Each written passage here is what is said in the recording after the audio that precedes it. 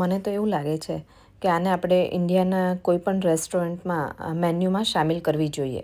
ઇન્ડિયામાં તો શું, આને ઇન્ટરનેશનલ લેવલે પણ સામેલ કરવાની જરૂર લાગે છે. અને મારા ઘરે તો 30 દિવસે બને છે. તો હા, આજે હું એકદમ ટ્રેડિશનલ રેસીપી લઈને આવી છું, જે બધાના ઘરે બનતી જ હોય છે. પણ અમુક નાની મોટી ટિપ્સ હું તમને આપીશ ને, એનાથી તમારી પહેલી વારમાં પરફેક્ટ બનશે. અને આ જે રેસીપી છે ને, આજે આપણે ટ્રેડિશનલ ભાખરી બનાવવાના છે. તમને એવું થતું હશે ભાખરી બનાવી શું મોટી વાત છે, પણ બધાથી બરાબર નથી બનતી હોતી. તો સેમ એક જ ટેસ્ટ, રોજ જે એક જ ટેસ્ટની બનતી હોય એવી અને પરફેક્ટ માપ સાથેની હું તમને કહું તો આજે આપણે ઉપરથી એકદમ ક્રિસ્પી એવી એટલે કે બિસ્કિટ ભાખરી અને અંદરથી એકદમ સોફ્ટ એવી ભાખરી બનાવવાના છે.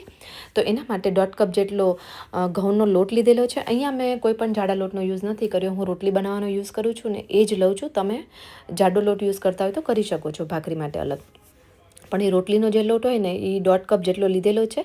સાથે 1.25 પાવડું એટલે કે 3 થી 4 ચમચી જેટલું આપણે તેલ નાખવાનું છે મોણ તરીકે. આમાં મોણનું પ્રમાણ થોડું આગળ હોય, તમારે ઓછું નાખવું હોય તો નાખી શકો છો, પણ એકદમ ભાખરીને સોફ્ટ કરવા એડ કરવાનું થોડું એ રીતે. સાથે અડધી ચમચી જેટલું મીઠું, અને આ રીતે જો મોણ મુઠ્ઠી પડતું હોય ને એ રીતે નાખશો ને તો બહુ સરસ ભાખરી બનતી હોય છે. હવે ભાખરીની રીતે બધાના ઘરે અલગ અલગ હોય છે, પણ આજે પરફેક્ટ માપ સાથે, એટલે કે હું તમને એકદમ પાણીનું માપ ને એ બધું બરાબર કહીશ ને તો તમારી ભાખરી રોજ સેમ જેવી જ બનશે, ક્યારેય પ્રોબ્લેમ નહીં આવે ભાખરીમાં. અને ભાખરી એવી વસ્તુ છે, મને પોતાને પણ મને નથી આવડતી, એટલે મતલબ આપણે રોજ પ્રેક્ટિસ હોય ને તો જ તમે સરસ કરી શકશો, પણ આ માપથી કરશો ને તો ક્યારેય પહેલી વારમાં તમે સક્સેસ જ જશો. કારણ કે મમ્મીની ભાખરી બહુ સરસ બનતી હોય, મારાથી એવી નથી બનતી. પણ હવે હું એકદમ સરસ શીખી ગઈ, તો મને એવું થયું ચલો ને, ભલે ને ઇઝી રેસીપી છે પણ તમારી સાથે શેર કરું તો મને પણ સારું લાગશે. તો અહીંયા પાણી મેં વાટકામાં લીધેલું છે, જેથી કરીને તમને આઈડિયા આવે કે કેટલું પાણી જોઈશે. તો આ રીતે થોડું થોડું પાણી નાખતા જાય, લોટને ભેગો કરવાનો. આ રીતે મેં જે રીતે દેખાડ્યો ને મસળીને એ રીતે તમારે ભેગો કરવાનો. હવે થોડો ભાગ આ રીતે ભેગો કરી સાઈડમાં રાખી, જેટલો બાકી હોય ને થોડું જ સાવ પાણી લેવાનું. એકસાથે પાણી આમાં નથી નાખવાનું હોતું રોટલીના લોટની જેમ. તો ધીરે ધીરે જો આ રીતે કરી અને એકદમ વજન દઈ અને કૂણવવાનો છે આ રીતનું. તો આ રીતે ભાખરી કરશો તો એકદમ મસ્ત બનશે. તો જો અહીંયા એકદમ કઠણે નહીં અને પરોઠા જે હોય નહીં એવી રીતનો લોટ બાંધવાનો ક્રિસ્પી ભાખરી બનાવવા માટે. પણ તમારે ફૂલેલી અને એકદમ સોફ્ટ કરવી હોય ને તો તમારે પાણીનું પ્રમાણ થોડું વધારવાનું, એટલે થોડો ઢીલો લોટ કરવાનો.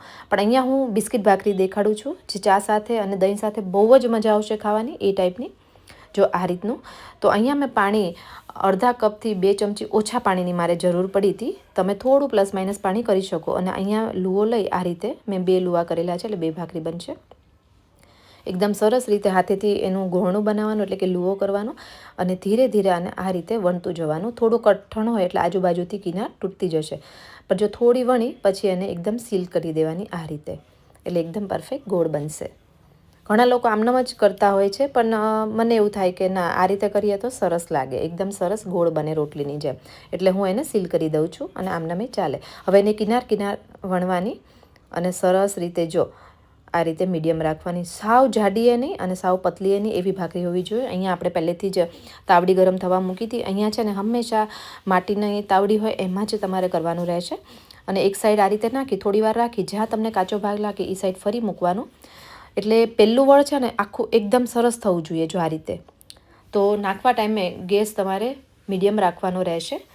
પછી આ રીતે બીજી સાઈડ પલટાવો ત્યારે ફાસ્ટ ગેસ કરી દેજો, એટલે કે હાઈ ફ્લેમ. પછી જ્યાં કાચું લાગે એ સાઈડ રાખવાનું. પછી હવે આપણે પાછું મીડિયમ ફ્લેમ રાખવાની. તો આ રીતે કરશો ને એટલે ભાખરી સરસ બનીને રેડી થઈ જશે, એકદમ ક્રિસ્પી એવી અને અંદરથી એકદમ સોફ્ટ એવી. જો એકદમ સરસ બની ગઈ છે.